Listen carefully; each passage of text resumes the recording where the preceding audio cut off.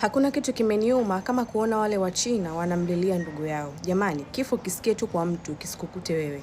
Tumzungumzie Bwana Ji Baozang, Mchina ambaye ameuliwa na Wamasai hapa Tanzania. Please keep listening. Hola, mambo vipi watu wangu, Film Kopome, niko safi kabisa. Tuendelee kumzungumzia Bwana Ji Baozang. Ji Baozang bana alikuwa ni mwanaume au mbaba ambaye ana miaka 50. Alikuwa na miaka 50 mwaka huu hapa. Yeye alikuja Tanzania kwa ajili ya kuanzisha kiwanda chake ambacho kilikuwa kinaitwa Xingli. Ni kiwanda ambacho kilikuwa kinajihusisha na mambo ya kuchakata maplastiki, makopo kwa ajili ya kutengenezea vitu ambavyo vinaenda kutengeneza vitu vyote vya plastiki ambavyo mnavijua. Na kampuni yake ilikuwa tu vizuri kwa muda ambao aliuanzisha mpaka kufikia mwaka huu, na kampuni yake iliweza kuajiri watu wengi ambao ni wa Tanzania. Karibia mamia ya watu walikuwa wanafanya kazi katika kile kiwanda. Sasa marehemu asemwagi kwa mambo mabaya, kwa hiyo nimesikia mambo yake mazuri mengi ambayo alikuwa anayafanya, ikiwepo na kwamba kuna matukio mawili ambayo nimesikia. Moja wapo kipindi cha corona mwaka 2020, makampuni mengi sana yalisimama kufanya kazi, ikiwemo ile kampuni ya Xingli ambayo ilikuwa chini ya Bwana Ji Baozang, zilifungiwa, yani kwa maana kwamba waliambiwa waache kufanya kazi kwa muda wa karibia miezi 4. Lakini wafanyakazi wa kiwanda cha Xingli walikuwa wanaendelea kulipwa hata kama walikuwa tu wamekaa nyumbani, kitu ambacho sio kawaida kufanya kwa mabosi wengine. Lakini pia kuna wafanyakazi wake waliwahi kukumbwa na swala la mafuriko, nyumba zao zikawa zimebomoka au mabati yametoka na vitu kama hivyo. Baba yule alijitolea kiasi cha fedha kwa ajili ya kuwachangia wao kuweza kujisaidia na kuweza kurudi vizuri kwenye maisha yao ya kila siku. Siku ya tukio hili baya kabisa ilianza kama kawaida.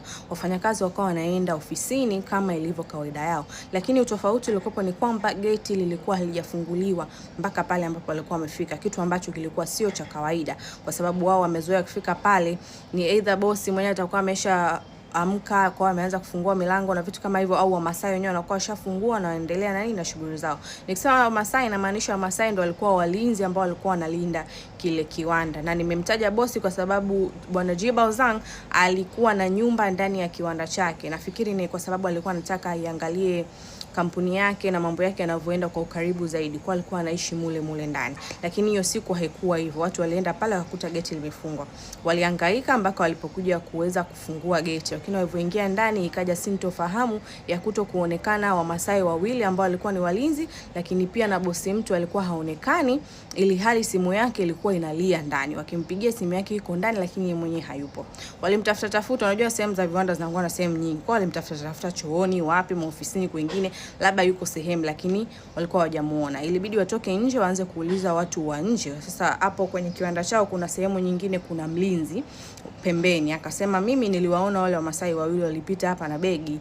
Niliwauliza wanaenda wapi, akasema mmoja wao alikuwa anaumwa, kwa hivyo alikuwa anamuaisha hospitali. Lakini Bwana Ji Baozang mwenyewe alikuwa mta Mchina hajapita hapa, angepita mimi ningemuona. Ila wale Wamasai wawili nimewaona wamepita hapa na begi. Kwa hiyo hapo tena mambo yakaanza sintofahamu. Manager wa ile kampuni alikuwa anasimulia, anasema kwamba alivyojibiwa tu hivyo yeye akaanza kuingia wasiwasi. Kwa kitu cha kwanza alichofanya ni kuanza kupigia vituo vya karibu vya polisi vya pale, in case labda kama kuna kitu kilitokea kwa bosi amekimbilia polisi, au kuna kitu kingine ambacho wao hawakijui, basi labda polisi wape taarifa. Kwa alipigia kituo cha kwanza, jibu likawa kwamba hawajamuona bosi wake. Alipigia kituo cha pili, jibu likaja vile kwamba hawajamuona bosi wake. Kwa hiyo yeye kama manager alichukua hatua ya kutoka na kwenda sehemu kwenda kituo cha polisi cha karibu kwa ajili ya rasmi sasa kuandika ripoti kwamba bosi wetu hatumuoni.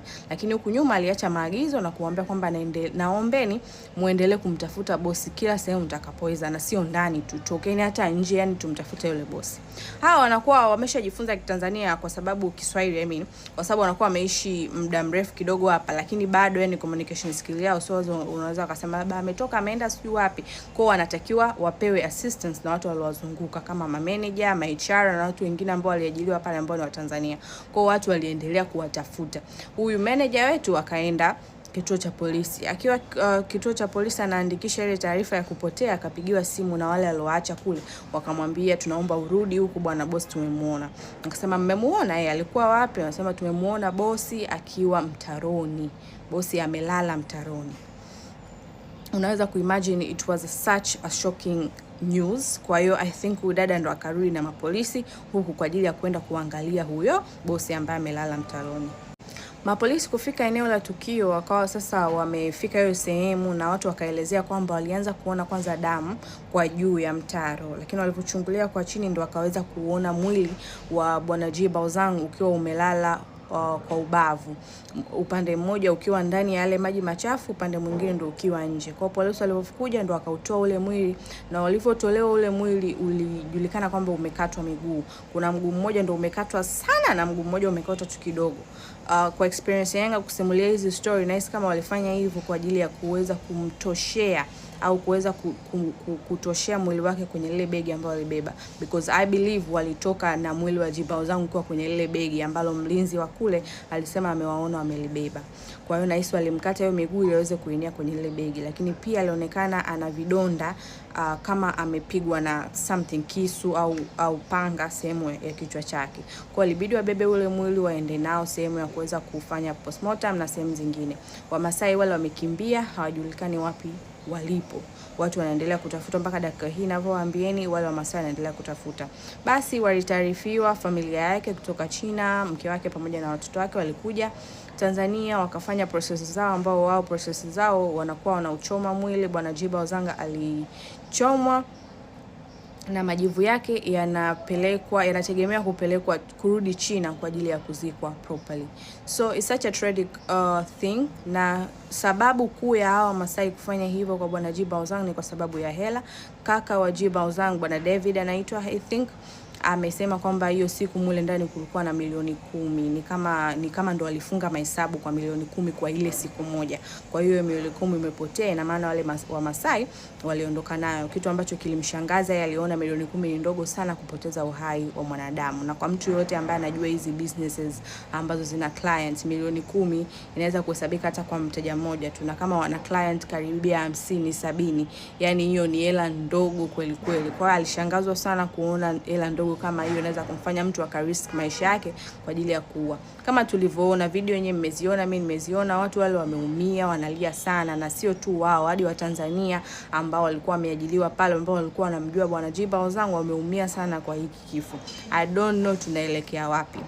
Yani sijui. I don't really like nasimuliaga story, lakini kusimulia stories za nchi yangu back and forth, yani imetoka ya James Temba anaingia ya Bwana G Baozang, yote yanatokea kwenye nchi yangu, it actually hits different. I know mauaji ni mauaji, but I always say ikiwa kwenye nchi yangu it just hits different.